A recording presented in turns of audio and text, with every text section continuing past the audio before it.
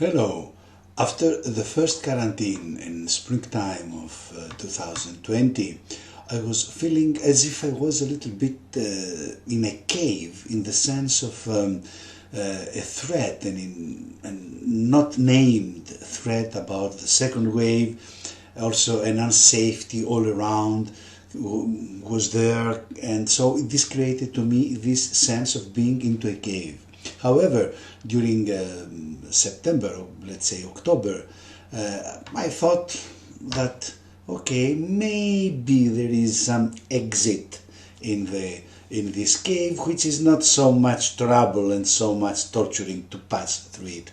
However, came the quarantine of in Greece, at least of November 2020, and it was as if somebody pushed me again into the cave. And then I thought the cave is something also, it's isolating, but it's also something protected, something enclosing whatever is inside. So let us see what can be generated inside, what can be synthesized in this cave of mine, at least. So there came the idea of some videos on current issues and themes, topics about what's happening, related with what's happening. So this first video is called The Illusions of Magical Thinking. The reason I thought this, the reason that I chose this topic is that during the pandemic, of course, it's everybody says his own truth, about the pandemic. Some people say there is virus, some people say there is not virus, other people say there is virus but not pandemic because deaths are not so many, it's not so important, a little number of deaths happening. Other people say, speak about various fascinating conspiracy theories. Some people even speak metaphysically. Many accuse the powerful governments about the bad ways that they dealt about it, and so on. The theme and the issue in this video is not to search to find some truth, let's say, in what is said and what is true in what is said and what is not true. But for me, it was very important to see once more the manifestation of the human tendency to and need, and horrible need, devastating need to interpret, to understand things. Because if we have the illusion that if we understand things, then we can control them. Because let's accept it, we are nothing, we are just literally a grain of nothingness in a vast universe, always ever-changing universe. We control nothing, because I speak to you now, but already the first cells are working deeply inside me to produce cancer, or my next stroke is coming, who knows. So we don't control, and we need to understand logically, mentally things in order to create the illusion of control to things. Sometimes we can understand, especially now that knowledge is much developed. We can see, we know, for example, it starts raining. Why it's raining? Okay, we can understand. But of course, most of the times we understand nothing. We cannot understand the phenomena of this world. And of course, we cannot understand the big unanswered philosophical questions. Why we are born? Why we are getting older? Why are we dying? Where are we coming from? Where are we going? We cannot explain, we cannot understand these things. Even the texture of our physical reality, our brain, our mind doesn't have the capacity to understand it, to touch it. Who knows what is a quantum field, for example, or we cannot understand the distances, the huge distances of light years between galaxies and so on. We also, as adults, we need to explain the inexplicable that happens in our lives, and sometimes we just cannot do it. Most of the times we cannot do it. So as a solution, very often we try to connect things that they cannot be connected. There is no evidence that can be connected. They can be connected only hypothetically and arbitrarily. So we connect them, and this connection is very similar. I would say it is an adult version of the very important feature of childhood, which is the magical thinking. This is the title of the video also, the illusions of magical thinking. As children, as babies, we come in an unknown, vast world governed by some gods that are huge. They can punish us, they can kill us, they can caress us, they can feed us, whatever they can do, the adults around us. And we have to understand the rules of this crazy reality that all of a sudden we fell in, and slowly we develop the skills of our mind, and we try to, and also the ability of thinking. And when as this ability is being developed, follows the need, is parallel with the need to apply thinking in order to understand, why do I have to sleep so early? Why I cannot eat the fifth ice cream, for example? Why there had to come another sister or another brother in reality? We cannot understand the rules of this crazy world, of this crazy reality in which the only thing we can do is to live in it. We cannot abandon it. So we try, the child needs to explain it, to create frames, to give some shape to this reality. And so it starts developing the feature of the magical thinking. The child starts connecting events and things arbitrarily, even if there is no evidence, or at least logical evidence that there can be any kind of connection. For example, I broke my leg because I didn't drink my milk, or my brother got ill because my grades were very low at school, or my parents are divorcing because I have been a very bad guy, a very bad child. So the child uses magical thinking in order to create links between inexplicable for the child events, situations, things, and so on. However, magical thinking, of course, it's not for me at least, it's not only a feature of the child. There is the adult magical thinking, because existentially we can explain actually nothing of life and of being. Scientific knowledge is perfect, is very good for everyday life, but there are some limits, or it can explain some things on our scale. But of course, it's not a medicine for everything. It's perfect for some things, I say, but it's not for everything.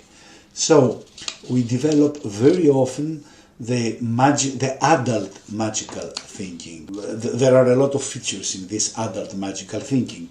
One of them is, like the child, guiltiness. I feel guilty because of me happened what happened. I was wrong, I was not good enough, I have this bad characteristic in my personality which I cannot control, so I am responsible for everything. It's a kind of very, very, very usual statements in our everyday life. Another feature is which is in a way complementary to the first, and also originates from from childhood and the magical thinking of that period of our lives, is to attributing superpowers to somebody who knows what he or she is doing, to some entity. It can be a man, it can be a woman, it can be a human being, or it can be a supernatural being, like for example, God knows, we say. God knows. Or everything happens for a reason. We don't know the reason, but there has to be a reason. So everything happens for a reason. This is magical thinking. And of course, this entity can punish us, let's say, what happened to me or to my family or to my whatever, to my business, whatever, is because I did this and God punished me. And another example is also that 2,000, 3,000 years ago, they were saying that we did not sacrifice enough good things to the gods, so they punished us with rain, with snow, and now we don't have anything to eat.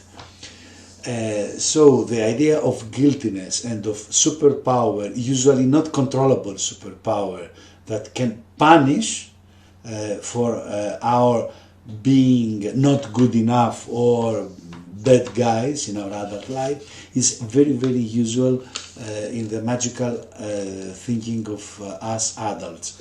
Anyway, the point is that there are a lot of aspects of the adult magical thinking which literally is touched the red line, especially now during the pandemic.